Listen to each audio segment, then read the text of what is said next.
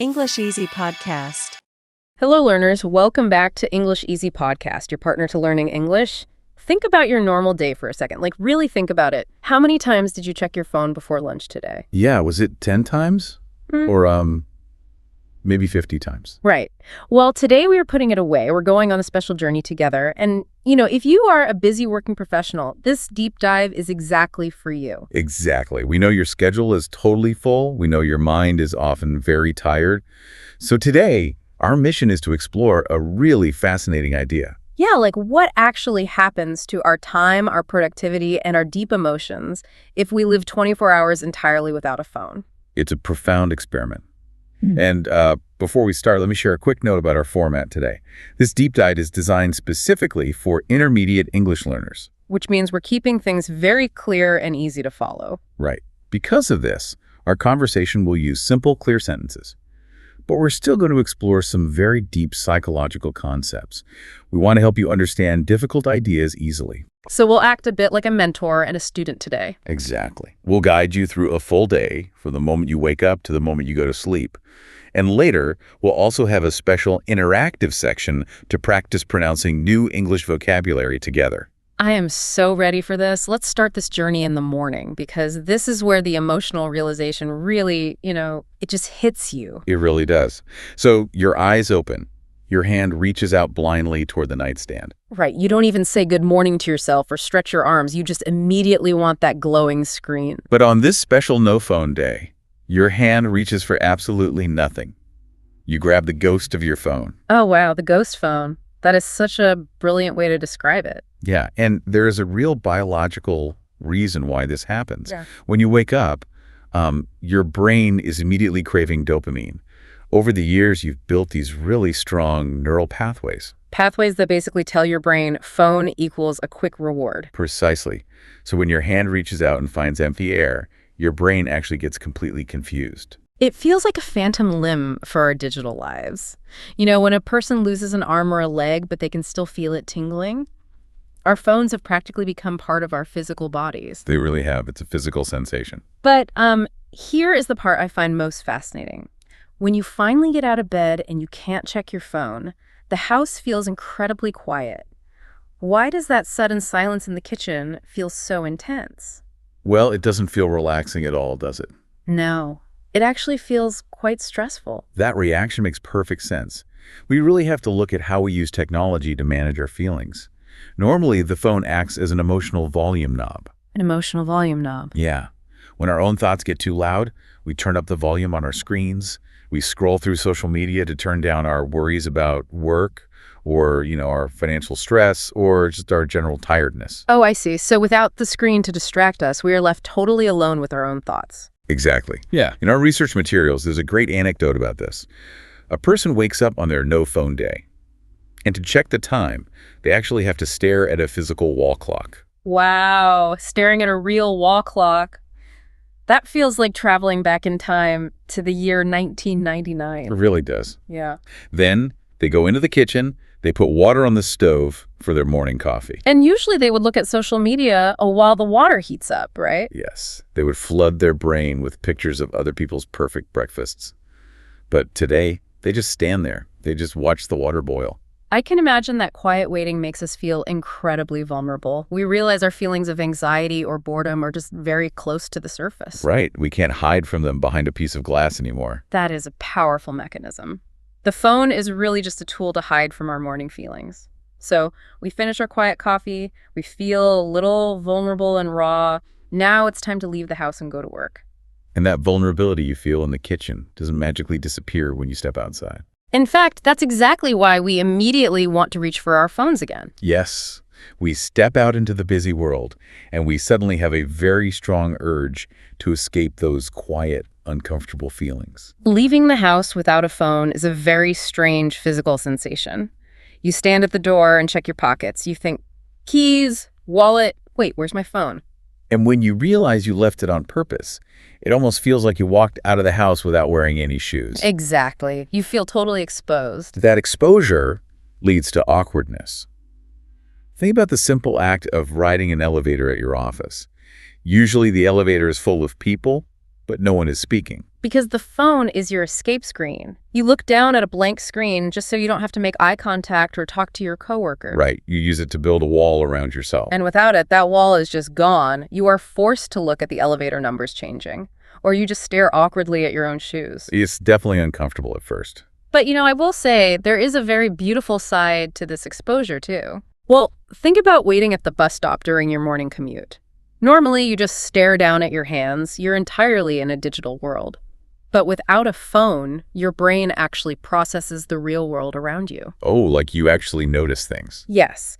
You see a kid playing with a small stone on the sidewalk. You see an old man reading a real paper newspaper. You're suddenly physically and mentally present. You are actually participating in the world, not just watching it through a screen. That is a beautiful observation. It shows the difference between just moving through the world and actually living in it. But eventually, the commute ends. We arrive at the workplace. Yes, the workplace. For many of our busy professional listeners, this is where productivity and focus become the main event. And this is arguably the hardest part of the day. At work, we all suffer from the exact same lie. I like to call it the just a second lie. Oh, I think I know what you mean. We work hard on a document for 5 minutes. We feel a tiny bit of mental fatigue. Then we say to ourselves, I will just check my phone for a second. And magically, 10 or 15 minutes just vanish. And worse, when you look back at your work, your focus is completely destroyed. That is so true. Why is it so hard to get back on track? That destruction of focus is actually biological. It's called the task switching penalty. Every time you look away from your main work to check a message, your brain leaves a little bit of attention behind on the phone. Oh, wow. It's called attention residue. It actually takes your brain about 12 minutes to fully return to deep focus. Wait, I really must push back here. I want to challenge this idea. Go right ahead. For busy office workers, isn't checking our phones constantly just part of being a good employee in the modern world? I mean, we are expected to answer emails instantly. We have to reply to our bosses on chat apps. How do we know we aren't seriously hurting our careers by keeping the phone away? That is a very fair challenge, and it raises an important distinction. We really must separate intentional communication from reactive distraction. Okay, what does that mean in practice? Yes, you need to check emails, but you do not need to check them every 3 minutes. We often use the excuse of being a good employee to justify our bad habits. Oh, that stings a little. It's true, though. We suffer from getting in our own way. We love to blame a lack of time. We blame our demanding bosses. We blame our heavy workload. But actually, our own scrolling habit is the main mechanism blocking our success. So by constantly checking in, we are constantly draining our own mental energy. We are the ones stopping our own deep work. Precisely. Without the phone buzzing on your desk, your attention slowly returns to its natural state. You begin doing one single thing at a time. And I imagine this changes the quality of your work entirely. Absolutely. You finish tasks faster and with fewer mistakes. And importantly, this doesn't just apply to the office. It also changes how you learn and study. Oh, that is a fantastic point for the learners listening to us right now. Let's apply this to a university setting. Think about trying to study in a busy, noisy campus cafe. Right. It's loud. Students are talking everywhere. Exactly. Your brain feels totally overwhelmed by the cognitive load. So what is your first instinct when the reading gets difficult? Well, your first instinct is to find relief. You just want to hide in your phone. Exactly. You want that dopamine hit to relieve the stress of studying. But if you keep the phone zipped away in your backpack, you are forced to look at your book. You slowly build a quiet bubble of focus around yourself. Yes. You train your brain to ignore the noise of the campus and dive deeply into the material. You're building a mental muscle. You reclaim your focus. Yeah. But, this brings up a very practical problem. What's that? What happens if you are in that quiet bubble and a coworker or a classmate suddenly interrupts you with a screen? Oh, that happens every single day. Actually, what is the best way to handle that? If I come up to you and say, look at this video, what is the exact English phrase you would use to politely block that distraction without sounding rude? Let's do a quick role-play simulation for our listeners. Perfect. Imagine we are in that busy office. I am your coworker. I walk up to your desk and just shove my phone right in your face. Okay, let's practice this organic interaction. Hey, you have to see this video right now. Look at my screen. The dog is so funny. Oh, that looks really fun. But I'm in the middle of deep work right now. Can we watch it together on our lunch break? Oh, sure. No problem. See? Wow, that was incredibly effective. Thank you. You acknowledged the coworker, you validated the funny video, but you fiercely protected your focus. You didn't even look at the screen. It's simple, it's polite, and it protects your attention residue. When we protect our focus at work or school, we spend less mental energy. We actually feel much less tired at the end of the day. And this brings us to the evening. Yes, reclaiming our attention at work is incredibly powerful. But the sources reveal a deeper secret here. Reclaiming our attention during the day gives us the energy to reclaim our actual relationships at night. Let's paint a picture of the modern evening. Think about a typical living room. It is a very familiar, almost sad scene, really. Dad is lying on the sofa, scrolling through the news on his phone. Mom is sitting at the dinner table answering late work emails on her phone. And the teenagers are on the floor watching fast videos on their tablets. It's 4 people sitting closely together in one physical room. But mentally, they're living in 4 entirely different worlds. It's such a fascinating contradiction. The sources point this out so perfectly. Phones give us the magical ability to connect with people who are thousands of miles away. Right. But at the exact same time, they completely disconnect us from the people sitting right in front of us. That is a painful truth for many families. But on your no-phone day, the evening dynamic completely shifts. You don't pull out a screen to numb your tired brain. You actually sit still. You actually look at your family. You talk. And this leads to a massive emotional climax. Because you haven't been numbing your feelings all day, the conversations change. Exactly. Imagine your partner or a friend asks you, "How was your day?" Normally, we are too tired to explain. We just play it safe. We give a short answer and say, "I am fine. Work was fine." But without the phone acting as a pacifier for your adult anxiety, you actually feel your real emotions. So instead of giving a short answer, you pour your heart out. You tell the absolute truth. You admit that the day was surprisingly hard. You explain that you felt restless. You confess that you kept reaching for a phone that wasn't there. But you also admit that you feel much more present. Yeah. You are truly there in the room with them, listening to their voice. In our source material, there is a beautiful, quiet moment that illustrates this. A person sits down at the table with their family.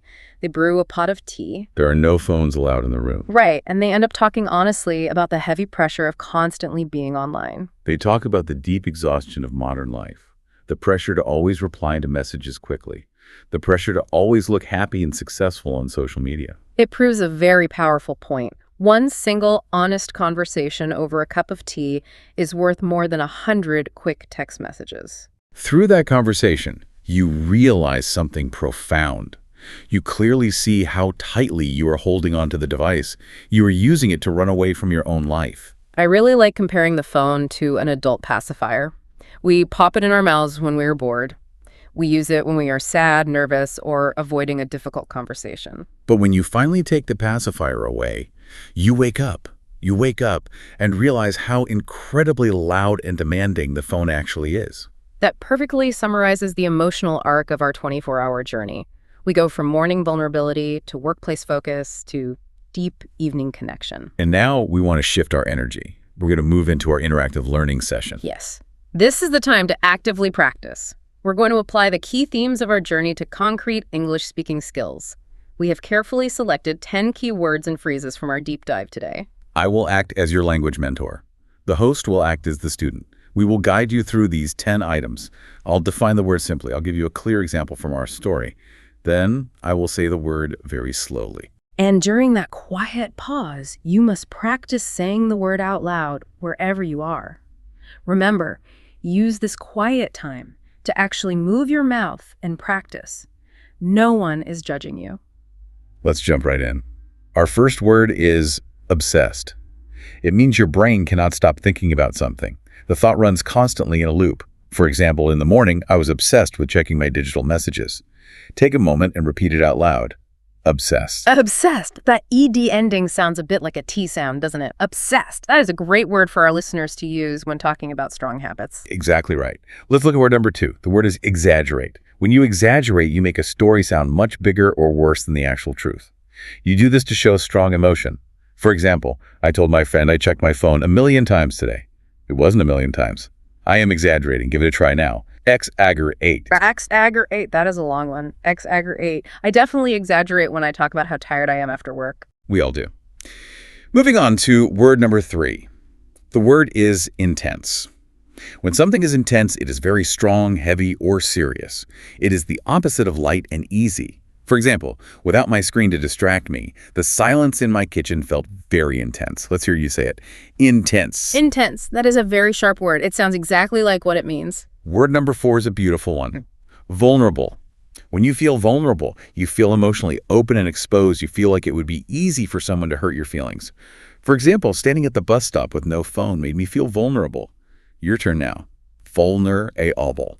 Vulnerable. That first syllable is tricky. Vulnerable. It is such an important word for expressing deep feelings. You're doing great.